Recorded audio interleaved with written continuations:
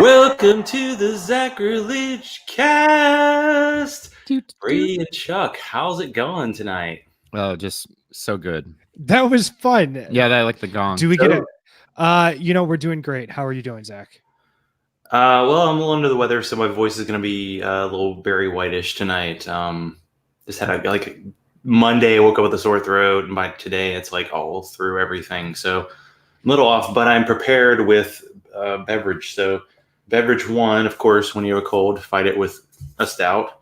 So there you go. I got mine ready. I got Science. Got tea in my perfect mug.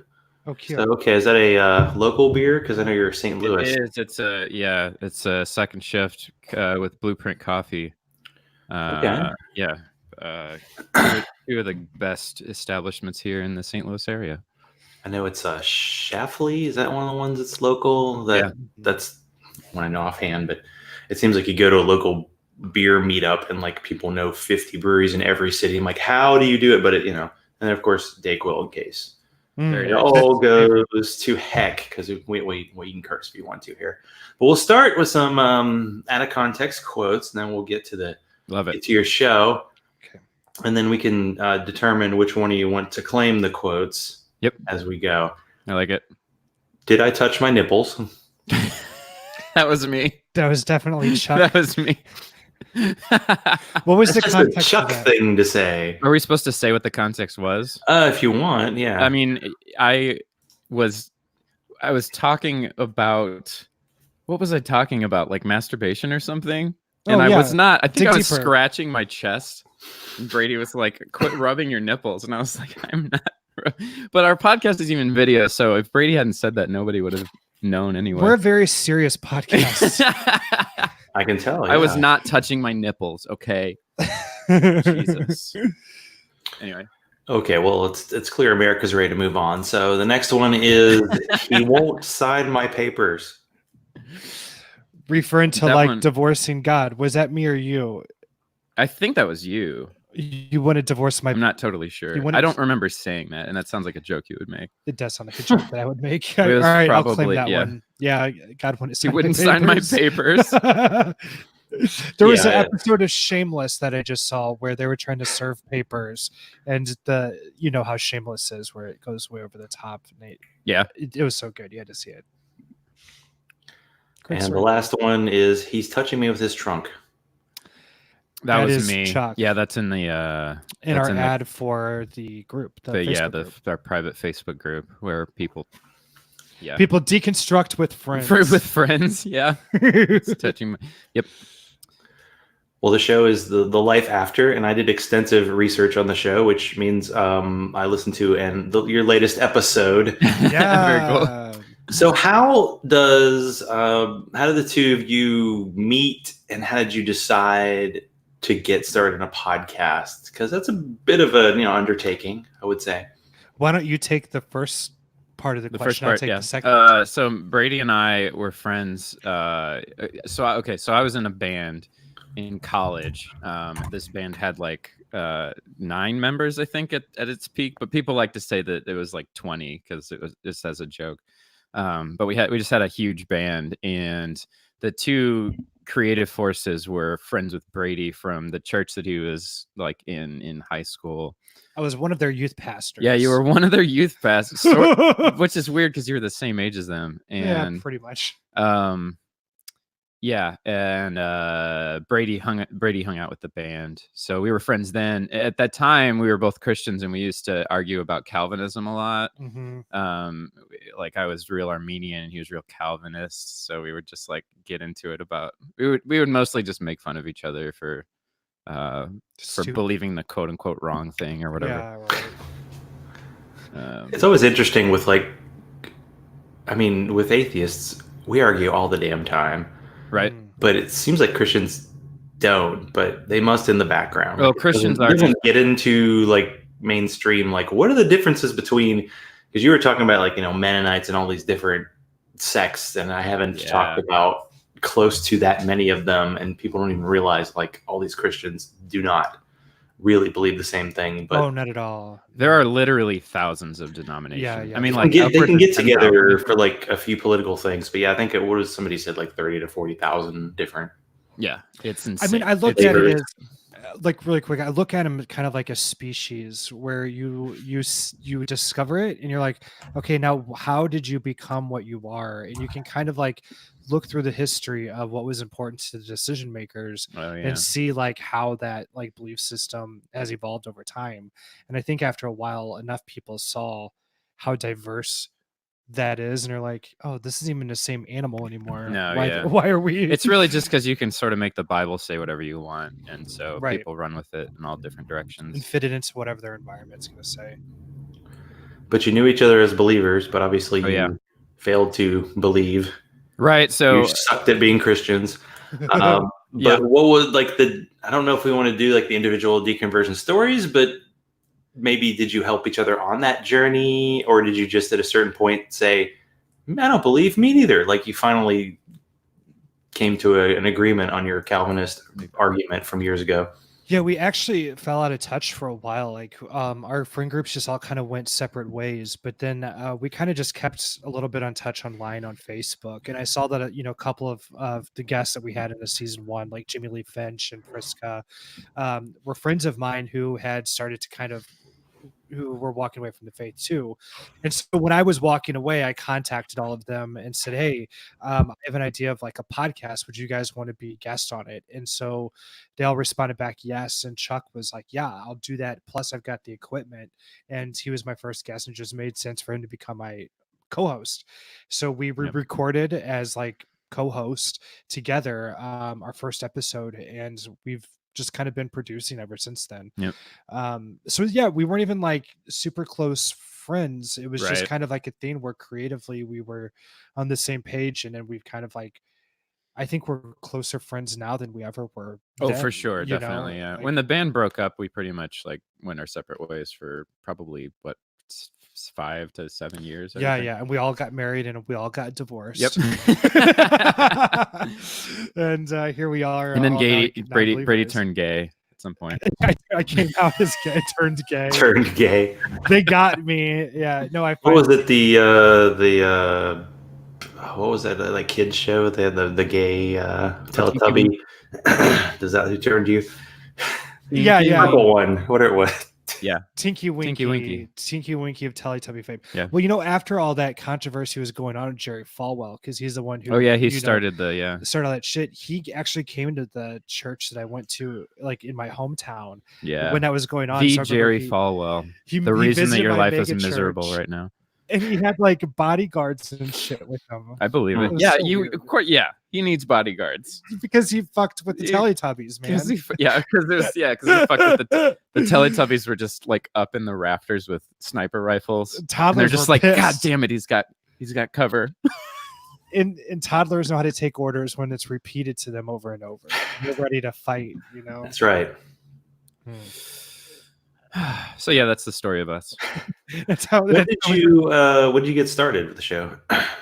This would have been March or April 2017, I think. Yeah, so we're coming up on 3 years. Yeah, you're like kind of veterans there. You've been there for a while, and you do this weird thing called seasons. I feel like I'm still in season 1. Like I've taken probably a few weeks off at a certain point. I should just say, season break.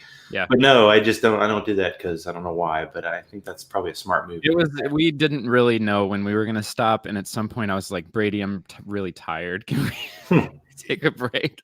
I'm a nerd. So we ended season 1. I think if it was up to Brady, I think we'd just go indefinitely. Yeah. But I need a few months break every now and then. Well, what's the shows your kind of like elevator pitch for it for the uninitiated?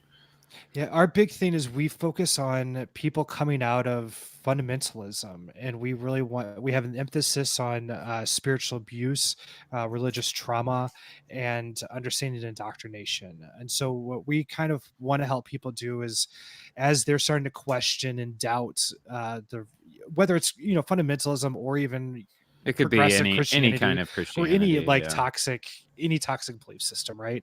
We want to kind of just say, hey, you're not alone. These questioning is a good thing to do, and here's kind of some steps to do that, and here are the things that you can do to take care of yourself and your own mental health as you're going down that journey. How would you describe it? The biggest thing is that like we both, when we deconstructed, neither one of us had anybody to talk to or any resources. Like, and you don't like. I think Janice Selby said on that episode you listened to, like, she didn't know what to Google. You know, you don't even know like what phrases to look for. Right. So like our goal is to provide people with resources to help them process their deconstruction, because honestly it's a really painful process of like losing your sense of purpose, losing your community a lot of times, like, and you're just sort of like adrift for about a year where you're trying to figure your life out. And so we're trying to like give people something to go to in that interim period. As much as we can minimize that time of them being lost. But too, it's just so important to have that language, like you were saying, of like, I didn't even know what the word deconstruction was, you know, before I started to make the podcast. And so to not only, you know, learn that language, but I also feel like we're kind of part of establishing that language, because we are kind of for sure, pretty well established podcast in this arena. So it's like, it's kind of an honor too to kind of help build these things that, like you said, we didn't have.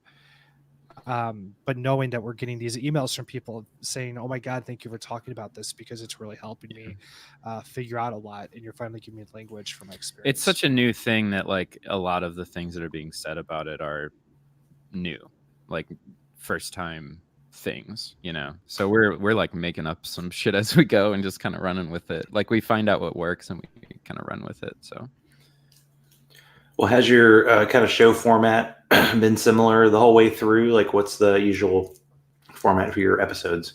It's usually long form interviews. Sometimes we'll do something more topical, or we'll break down a couple of interviews, and like I'll write a segment, or Brady will write a segment, and we'll sort of like throw that in. But we only do that every now and then, because it's honestly, it's just the two of us, and it takes a lot more work to do that kind of thing. Eventually, I imagine we'll have more people working on the show, so it'll become more topical and a little bit different. But right now, it's like mostly we find somebody with a story that has like a unique aspect to it that we haven't covered too much, and we do a long form interview to sort of like cover whatever their, you know, help tell their story. And the segments usually go that we'll talk about what was their life like as a Christian, get a feel for what their unique expression is, and then in the next segment we'll talk about what like was their deconstruction like, what got them to start questioning this, to start realizing, oh my God, my beliefs aren't reflecting reality. And then finally we'll talk about what is their life like now. And there's always, what I'm noticing is with a lot of our guests, there's kind of like a form of activism or advocacy, like what we're describing, where they're creating or doing something proactively to help other people who are going through the same thing. So it's kind of cool to, like, in that last segment, to be able to focus on what are the important things that they're learning, and what advice would they give to people, because they're actually like in the trenches doing stuff and creating things to help people that are coming out of this bullshit life, you know, which a lot of times has so much to do with like childhood indoctrination, where that's the only precedent that people have had for their entire existence. Yep. Yeah, it's interesting, because I had a guest on, it was like episode 8. This is 208, by the way, so it's been a while. No. Who was the only Georgia member of the Secular Therapy Project, which may or may not still exist. Yeah. Very cool. Yeah. And she talked about religious trauma and dealing with kind of rural communities and all that kind of thing. And it's kind of powerful. Like, I was going to make a joke like, well, once people are cured, what do you know, no show. But it's like, that's not really going to happen permanently. There's always more people coming in, and it can be a long process. Yeah. Is it hard for the two of you to kind of lead with your own stories? Do you try to do that, to talk about how you're dealing with having your evangelical past, and then like, well, here's the struggles I've had, and here's how I've overcome them, and maybe here's some times where I'm not quite sure what to do. Mm-hmm. And I've been coughing, so I might turn my mic off as I go. Yeah. Oh, totally. You're fine. You're fine. It's all about you two talking anyway. You're the stars. Go for it. Right. Yeah. I mean, like, what's interesting, like what really works well for us, I think, in part, is that we, like, me and Brady have had like pretty different experiences as Christians. Like I started very fundamentalist, and I was homeschooled, and I was very isolated in these very conservative settings, and my dad is like cultishly conservative, and I went to a Southern Baptist church in high school. But after that, I progressively started moving more and more liberal with my beliefs. So, and that tends, like, people either tend to, that grow up in faith, either tend to sort of double down on fundamentalism and really dig in, or they tend to sort of like over time adjust their beliefs to fit, reality a little bit better, or they actually study the Bible and they find out that a lot of fundamentalist beliefs don't really fit the biblical narrative. So you sort of move in a left direction. So I did that, and Brady was like dug in deep into fundamentalism. Yeah. So our stories sort of cover a broad part of the spectrum of what evangelicalism looks like in America. Which works great for our show, I feel like, because yeah, whenever we add a third experience, that's the other thing, is because Christianity, God is subjective, right? Right. He's not self-evident. You're not gonna be able to show he's not real. Yeah. So everything is subjective. So every experience is subjective.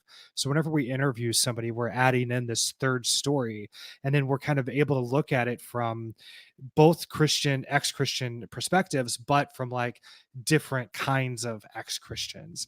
And I think that's been interesting, because like you said, my fundamentalism was so deep ingrained. I was so much of a Calvinist. I was going to be a pastor. I have my biblical studies and theology degree. As I committed myself to ministry when I was 14. That was such an important thing to me. But yeah, we took everything so literal that it's almost like we're approaching it from two different religions. It feels in some ways, but there's still a ton of overlap, because so there's still like from the same a lot book. of things like sexual repression are pretty universal, purity culture, indoctrination, and like things like self-deprecating like thought patterns, like I am not worthy, that shit, that kind of bullshit. So yeah, it's definitely like our personal experience. I would say like we kind of try to keep it out of the format of the show and the interviews to a degree. Like we'll interject every now and then, but it's not really. We try not to make it about our experience. We try to mediate the story that our guest has and sort of make that relevant to our audience. But like for another example though, like this last episode that we just released today, we had a Chuck is a person of color, and so he was able to relate with her in that case. Not as white as I look. And she is a parent and I'm a parent, and so we were able to talk about what has been our life like, leaving religion, and how has it affected our parenting. And so we're able to kind of like use our stories to connect with people in a different way. But on top of that, like, yeah, I don't know, it's just so ingrained into who I am that my weird story is going to have to come out one way or another. Right. Yeah. I think in a lot of ways, like we finished Brady more than me, but like both sort of not completed, but like got a lot further in our process of processing our own religious trauma by doing the show. So in that way, our stories have kind of played in a lot. That's a good point. Yeah. Well, the interview 101 question would be, what's your favorite guest? But it's almost like asking your favorite child. So I'll ask in a different way. Like, do you prefer to have, of course, since you have different experiences, this doesn't necessarily count, but it's like, does it help when you try to interview somebody who's had a similar experience to you, or do you want to almost try to find somebody, even if it is Christianity, who's had a very different experience than you? Even someone of a different gender obviously is going to have a different experience than the two of you had getting out of religion.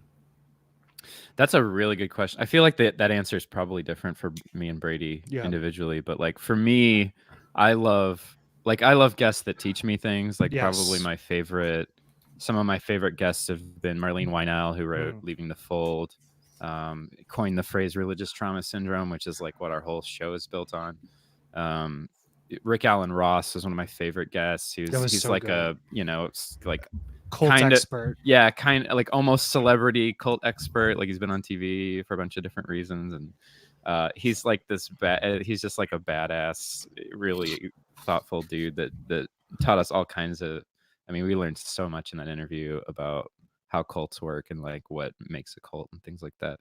So those are my personal favorites. But then there are like these interviews that are like peripheral to my experience. Like a lot of women will come on the show, or people that are queer, LGBT plus, like that have these experiences that like I was peripherally aware of as a Christian, and I was like had a problem with, like that I was sort of like repressing. But then like hearing their experience and sort of like really helps me double down on why I really don't like religion and Christianity, and like puts a lot of validity, I think, to the fact that it is like the further along we get, the more I'm like, oh, religion is harmful, like right, more often than not, probably. right. So, and I would say, my favorite guest is very similar to what he's saying, but I had such a personal experience with our episode with Jamie Lee Finch, episode 4, Unbuckling the Bible Belt, that I was working through how purity culture and growing up with, extreme sexual repression. I mean, I knew I was gay when I was 14, but I didn't act on it. I was open about it. I told people, hey, this is what I am tempted with. This is what I struggle with, but I can't ever allow this to be part of my life. So I did that all the way till I was 28.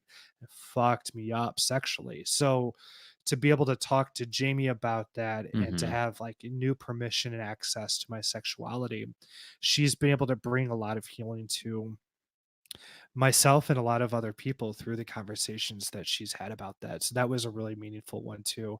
But also some of the people that we bring in, I try to make they're very, very personal to my life. Like we have an episode coming up this season that my old roommate, who was I used to be on this Christian sitcom, like way back in like the mid 2000s.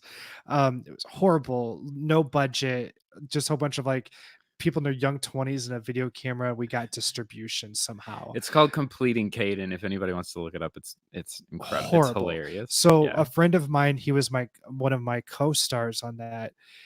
We both left the faith, and we were roommates while I was going through my divorce, leaving the faith, figuring out religious trauma syndrome and like my PTSD from coming out of all of that, figuring out single parenting, figuring out divorce, and figuring out coming out, like all at the same time.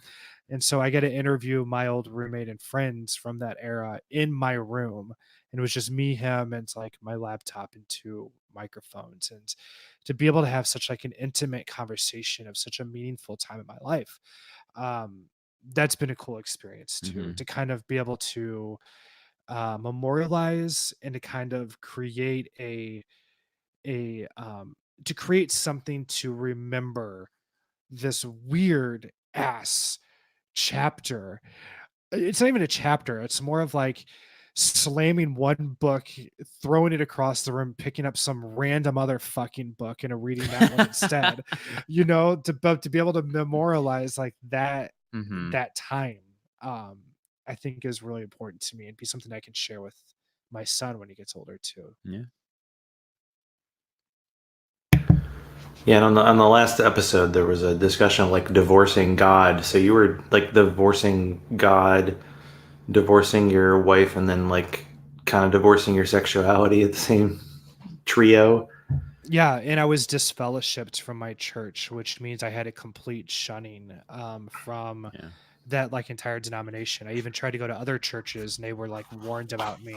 So it was even like a cutting off from like that sort of community completely, and from my career, because I was going to be a minister. So it was like a lot of shit. You were fine. And my best friend died. His best friend just died. And my best friend just died at that time too. So it was like out everything of nowhere, all at once. Yeah. So that's legitimate trauma. You got me topped on that one. That's something else. Yeah, Brady's. Do you have like for the future of the show? You've already have you planned out your next season? Like potential guests. Do you have any like dream guests? People you really want to get on the show? I have some dream guests. We definitely have dream guests. Pete Holmes. Pete Holmes would be great. I would kill to have Megan Phelps Roper. definitely Maria Bamford. Maria Bamford. Yeah. I asked her once. Did you? She gave like the best. Did she respond? She declined in the best way, and people retweeted her decline and said, "This is the best decline ever," because she was so gracious about it. Yeah, I didn't know about this. She said, you know how she's with her mental health and everything, and so she's like, "Yeah, I'm gonna be pressed on time, and I just don't know if to be the best, but I really appreciate what y'all are doing," or something like that. Oh, cool! And it was just really gracious. And that's awesome. Maria Bamford, I would jizz my pants. Maybe someday. You would jizz your pants. I would jizz my pants. All right. I love her so much. She's got a new special coming out soon. Brady's gay, just so yeah, so I'm allowed to say shit like that. Speaking of being gay, of course. If I said that, it'd be way weirder. another like gay person I would like to have is Kim Joel Booster, or is it Joel Kim Booster? Joel Kim Booster. He's a Asian comedian who came from like weird fundamentalism. Okay. And he's gay. He actually wrote a pilot, and it was gonna be a sitcom about somebody with like who was adopted, because he was adopted into a really religious family, and he was gay and like came out of repressed. Now he's the same comedian. So it was gonna be kind of about his story, but it didn't get picked up. But oh my god, I would have killed to watch that show. As far as the next season goes, I think I'm always trying to figure out ways to improve the show and like move it forward a little bit. So I'm thinking probably a little bit more segments that are like really carefully planned. Oh, you nail those. Yeah, I'm the plan guy. I like to like write stuff and like read it and like arrange the episode in a way that like really drives home a specific point. So, but that all comes down to like us having time to do it. I finally got diagnosed with ADHD, so way to go. I'm on Adderall now, so I get shit done a lot faster. Yeah. So the editing and the writing is a lot more productive now. So I'm thinking season 3 we're gonna just bump it up a little bit. And we've also talked about, you know, maybe getting some more writing projects or whatever too, just to kind of help with people doing in the same subject. Yeah. So that's kind of on our horizon too, and we just want to branch out. We want to make as much easier for this great English, Brady. We want to make it easier for as many people as we can to just leave. For sure. Yeah. And another thing is like we've been quote unquote blessed with a good diverse set of guests, but like we really haven't nailed certain church experiences yet. Like the Black church experience is a whole different thing, and we've like touched on it, but we haven't really dove into like the nuances of it. So I really want to do that, and just like any, you know, like there's a big like Korean church population in the United States that we just haven't tapped at all, and you know those more like nuanced experiences I think is something I'd like to get into. Anyway. Okay. It could be your denomination of the week or something. Yeah, right. Yeah. Yeah, if we did that, we could go for 10,000 years, I think, if we did a denomination of the week. Oh, Leah Remini. Oh, Leah Remini. Oh, I would kill that. Yeah. Leah Remini. That's another one. Yeah, Really nice. awesome. Yeah, I have such a crush on her. Her book was so good too. Oh my god. So can you talk about the conference on religious trauma? Oh yeah. That is coming up in, what is it, November next year? April? Is it that soon? You are so shitty with time. Oh yeah, no, I have no concept of what's happening more than a month in advance. Okay, Dr. Manhattan. Yeah, that's me. Oh no, I think he's better at planning than me. I've watched more episodes than you. Don't try to. Fair enough. But it's coming up in April. It's headed up by is she a doctor? No, just Janice Shelby. No, Janice Shelby. She's a psychologist. There we go. Yeah. And she teamed up with Marlene Wynell. Recovering from Religion. Yeah, Recovering from Religion. And so it's going to be a really cool, like I'm calling it the Woodstock of religious trauma. Yeah. That's pretty accurate. Which, you know, that's an interesting thing too. Earlier you had mentioned about, you know, everybody just leaves religion, it's over. But it's like kind of like, because our show is about that recovery process, and the same as this conference, that recovery process like has so much material to unpack. right? Like the Yes. whole like mental health of it all and everything. Yeah. So I think like this conference is kind of like even more of a testament to that it's not just about leaving religion, but there's so much compacted around that that we're kind of like that us in this conference are really trying to. Religion really impacts every aspect of your life because that's how it's designed. It's designed to be an entire lifestyle. So it's like the way you eat, the way you think of yourself, the way you have sex, the way you I don't know, literally, it's like literally everything you can. Or the way you it. don't have sex. Or the way you don't have sex. Yeah. So it's lame. So it's like we're always, the thing with religious trauma is that it's always complex. Like there's PTSD and there's CPTSD, right? And CPTSD is complex, meaning that there's like more than one incident. And like religious trauma is like, it's so hard. It takes years to unpack everything that was traumatizing for you. So that conference is really a sort of like compact place for us to like people that are familiar with the topic of religious trauma to like unpack all those little nuanced areas and like give some direction to counselors and people that want to attend it. So, and a lot of it operates as like a support group too, which I think is important. People need to hear other people who are going through the same thing, right? And I think the conference is going to be so but it's loaded with experts, so it's not just like regular people with regular experiences. It's like it's like a lot of psychologists and people that have studied it and counselors and things like that. So yeah, we're pretty excited. We're gonna try to go. We'll see if we can afford it. Well, they should get you there. Come on. Yeah, I know. That's right. You're promoting. Come on. Yeah, we do have a GoFundMe for it. So if anybody wants to contribute, Google it. You'll find it easy. Yeah. We'll the life after. Yeah. We'll include it in the show notes. So in terms of, you're really deep in your like discussions about trauma and about how people deal with it. So you mentioned a term. You use different buzzwords than some people use in podcasts I've done in the past. So stuck points, what are they and how to deal with them? Oh, good question. Stuck points are, so if you, I'll use a really simple example because in religion it's really complicated. So if you were, say you were mugged, right? You were walking home from work or to work or something, and you were mugged by somebody at knife point, and it was a traumatizing experience. It was, there's a lot of stress hormones involved. Your brain reacted very differently than it does to most experiences. And you have a traumatic experience. A stuck point is something that prevents you from it is something that is like a nuanced part of your traumatic experience that you have a really hard time getting past, right? So it's like if you had left the house on time, you wouldn't have gotten mugged because you wouldn't have been in the same place at the same time. Or if you had, not decided, like something, it can be really stupid. Like if I hadn't put cheese on my sandwich that I brought for lunch, that would have offset the time that I was in the alley or on that street, and that person wouldn't have come out, or something like that. And it's like this thing, it's usually something that sort of allows you to blame yourself for the traumatic experience. Or like if you're in a car accident, it might be like, oh, if I hadn't looked at my phone, or if I hadn't like if I had left my house or whatever early or something like that.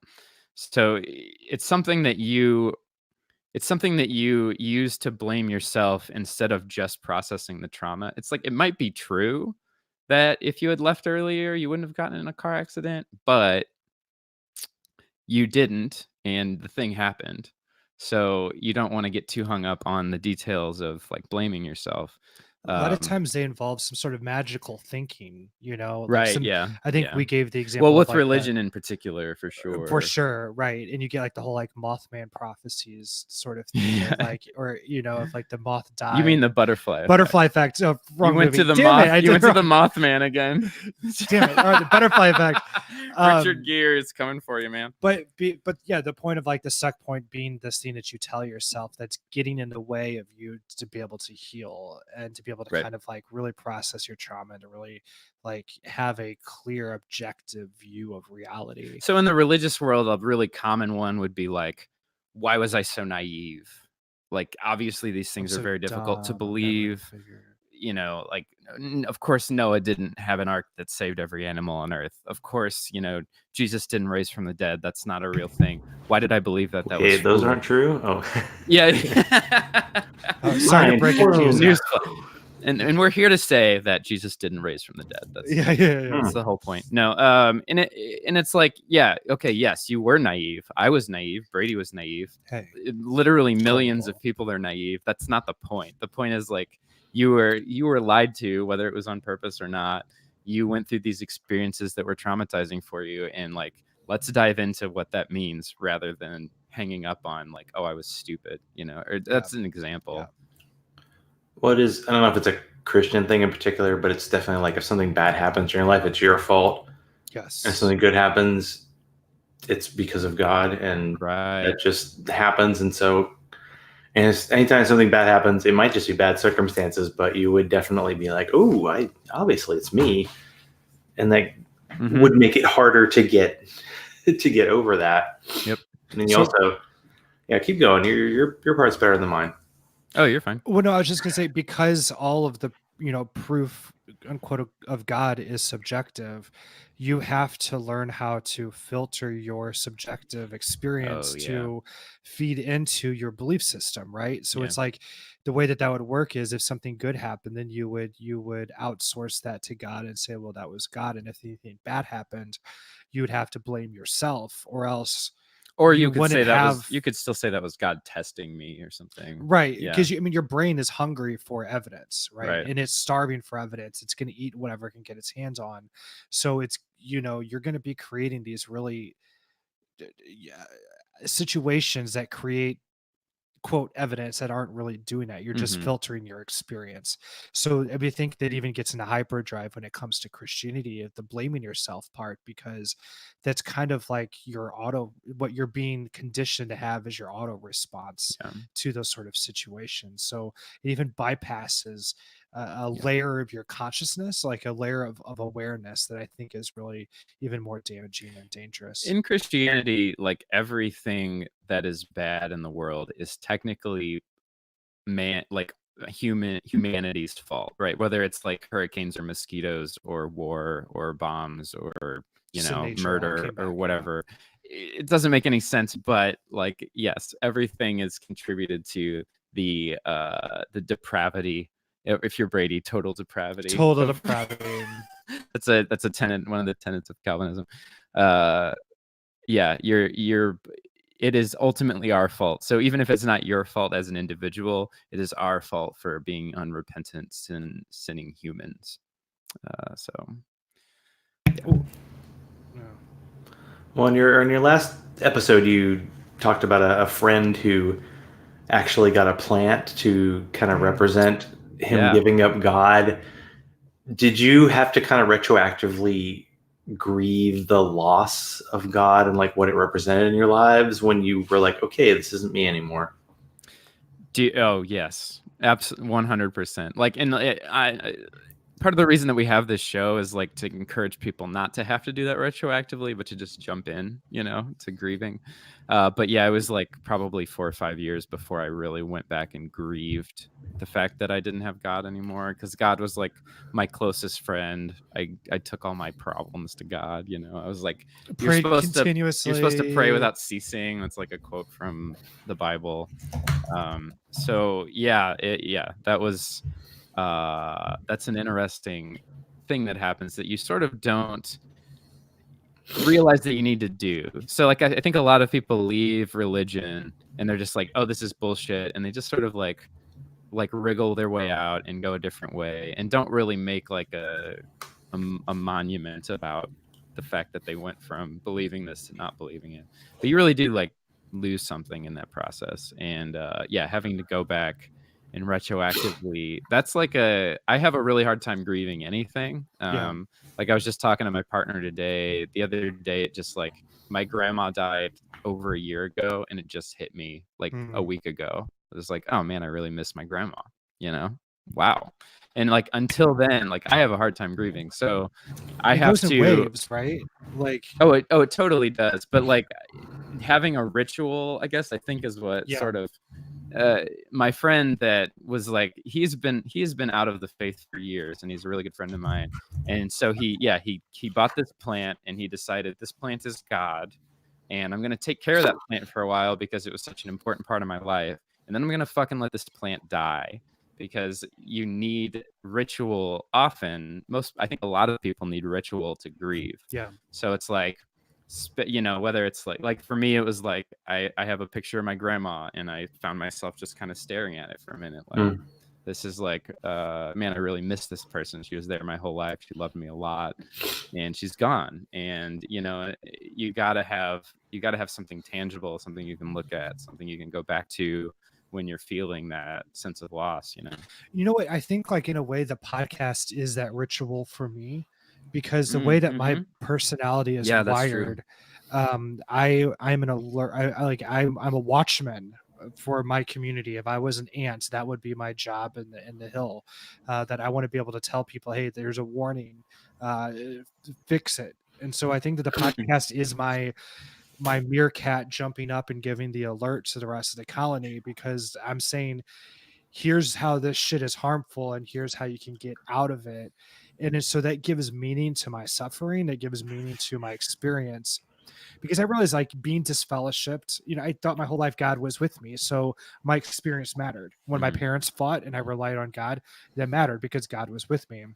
But then realizing that there wasn't a God, and that I was on all of that journey on my own, then I felt like everything was on me to make sure that my story moved on, right? That somebody knew about what I experienced, because if I died, then my story would die with me, because here's an entire community. Everybody that I knew up into that part of my life are now deciding actively to shun me and act like I'm not really alive and never really meant what I did. The whole like, oh, you weren't really saved and you were just pretending for 28 years, all that. So I felt like this heavy like history of my life on my shoulder, and to be able to talk about that and ritually like find other people with similar experiences, and then to line them up with mine and be like, hey, look, I'm not the only one, and to be able to show that to even more and more and more people, and then to kind of like help a movement with that, I think has been a way that has brought a lot of meaning ritually to my life, into my experience, because it's not only healing me, but it's healing others.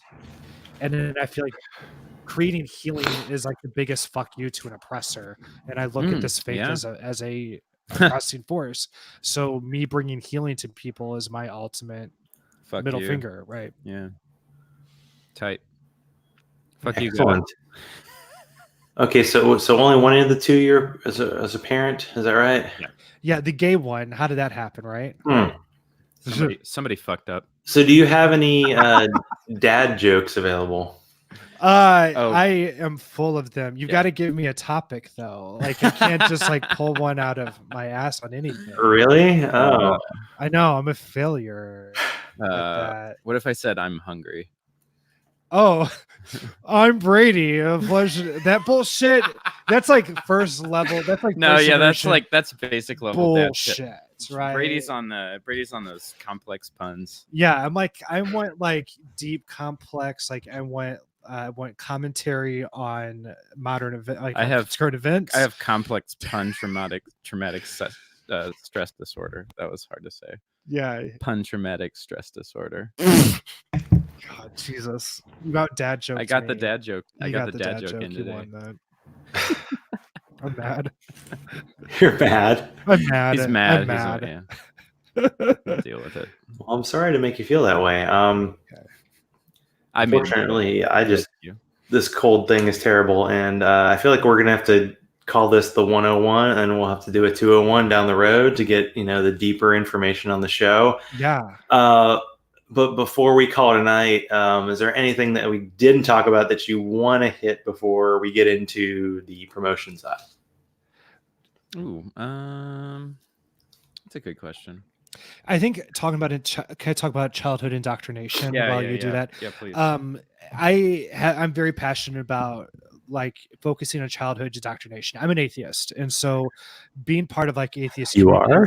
It's over. You're out.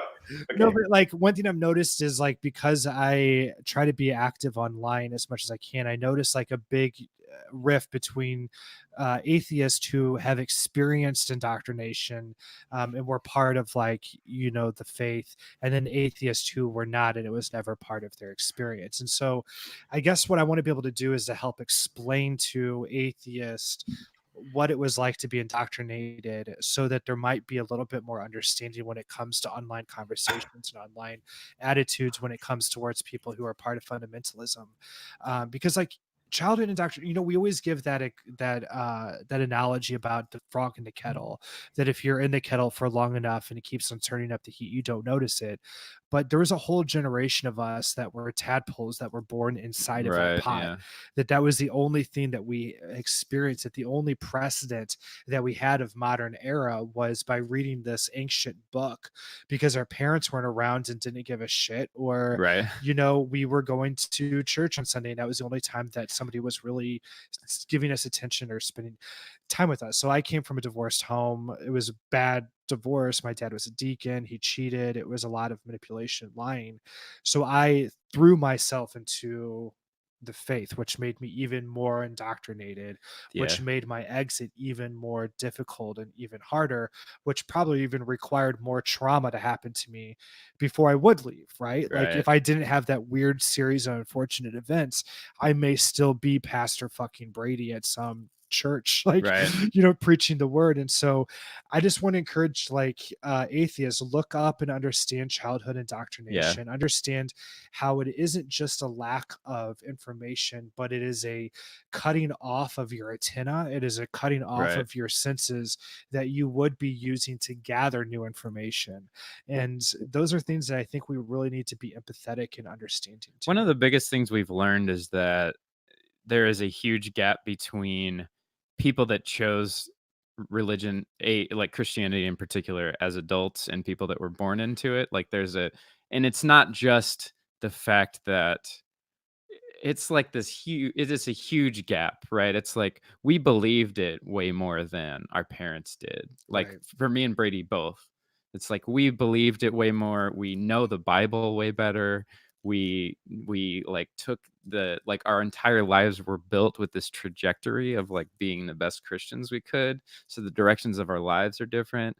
Like, I mean, like my dad drives a luxury car and is a Christian. And I don't know how you can read the New Testament and think that and justify owning a luxury car. You know what I mean? And so it's like we had this totally different experience. Oh boy. There you go. That is definitely not a luxury car. That was good. There's your dad joke. One Accord. The only other thing I was thinking is that like you asked us about next season, and I think one thing I want to do a lot more of next season is I like to use the Bible to help people not believe the Bible. Yeah, I like to use the Bible to help people not believe the Bible, because the book doesn't make any sense. And if you break it down from an academic perspective, it really helps it. It's really obvious that it doesn't make sense. So it helps people. Like there was an episode, I think 2 or 3 episodes ago, I did this long intro about the biblical view of hell. And it's like a lot of people grew up believing that the Bible teaches that there is eternal conscious torment when you die. But if you actually read the Bible really doesn't know what the fuck it believes about hell or heaven for that matter. So like you don't have to worry about it, because even the Bible itself. I mean, hell is like more of a Jesus New Testament thing, right? Where like it's basically Jewish version of hell is just like you're just kind of lost. Yeah. Right? It's not. I mean, the Jewish people were like, we didn't come up with this shit. And then it was good old Jesus that people think is this amazing guy who is like, no, the Old Testament is great, and yeah, there's this hell thing, but also hell. Yeah, exactly. But also, yeah, you should say that should be a The Old T-shirt. But also, Testament hell has almost no reference to the afterlife at all. There are like one or two passages that reference an afterlife, and then Christianity is like all about that afterlife.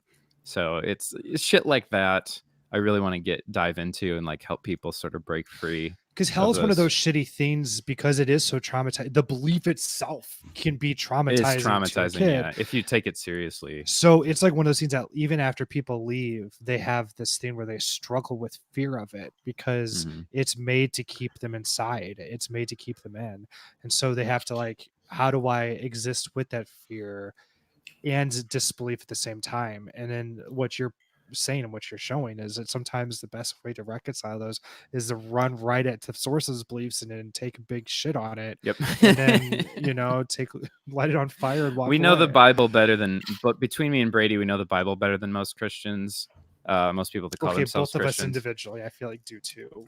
Oh, for sure. Yeah, okay, definitely. And so like I feel like we're in a unique position to sort of jump in and say like, okay, but this is what it really says. Like what your pastor was just regurgitating with it. You're master of both worlds. Master of my domain. I mean, to put it in like hero's journey terms, like we are the master. Depends on who your guest is, apparently, but no, we won't go there. So, yeah, there's a callback. Yep. So where can people find your show? And here you have this super, maybe not too super secret Facebook group as well. Yeah. So our show, we're on every single podcast app. I mean, if you're a millennial or anybody alive in 2019 and you'd be told to find a podcast, then you're doing something wrong. It's probably true. It's called The Life After. So if you search that on pretty much anywhere that you listen to podcasts, we should be the first thing that comes up. Throw the word podcast in there too, and just to make it like podcast, I put that Life in our After title podcast, to make it easier. Whatever. I think even on some like streaming themes, like on your Alexa, you can even say, Alexa, play the Life After podcast. Oh hell yeah! Maybe, I don't know if that's true. I might play that weird one that was kind of like the same name. So we also have that which you mentioned, the community on Facebook, which is secret. No, it's private. It's a private group, which is technical Facebook language, but basically it means that you can search it and find it, but nobody can see what is inside, or who is inside. And in order to get in the group, you have to answer a few questions. You have to answer some questions, and our admins do some research to verify that you are not like a Christian posing as somebody that's trying to infiltrate the group, which is not something that we've had happen.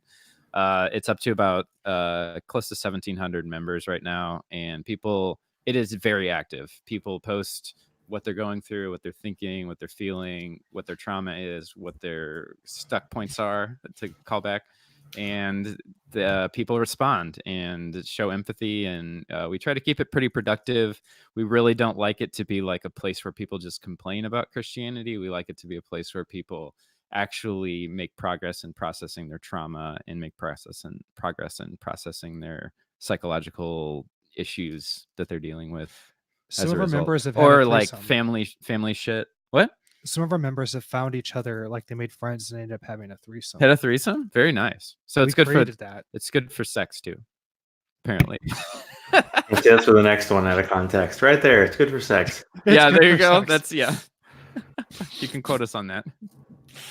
Well, thank you, the two of you, for being on, and we'll definitely keep in touch. We'll see what you two crazy kids got in the future. Thanks, Zach. Hey, Zach, this was fantastic. Yeah, thanks for thanks for doing it with a cold. And I'm sorry that you're not feeling good. And I want to say you're a very good singer. That introduction was very on point. Well, it's my version of. And I'm sorry, you guys, have an intro, but I'm like, anytime a podcast is an intro, I usually fast forward because it's like produced and it has all this music and it takes like a minute. And I'm like, I'm just going to sing it, especially when I do this part live. So it's just my thing. It's the only thing I really have. So why not? Hell yeah. I love that. Sacrilege Coughcast. Exactly. That's the name of it for tonight. Until next week. I love it. It'll be the Uncough cast once I'm over this. But thanks again for being on. And we'll see how much of this gets as I hit the end broadcast button. Maybe. Possibly. Ding. Bye.